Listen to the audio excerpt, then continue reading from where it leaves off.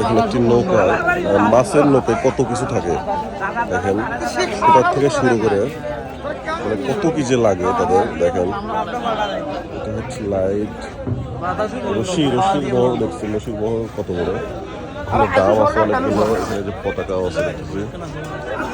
নৌকার সাইজটা আপনাকে দেখায়, বিশাল বড় রাউন্ড নৌকা। মাছ কিভাবে কোথা থেকে তোলে আপনাদেরকে দেখাবো, মাছ কোথা থেকে উত্তোলন করা হয়।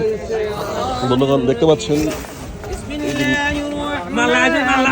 কিছু থেকে মামা কিন্তু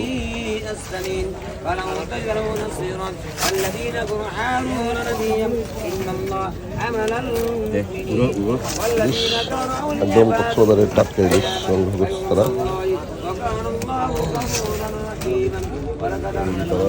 বোটের নিচে একদম বোটের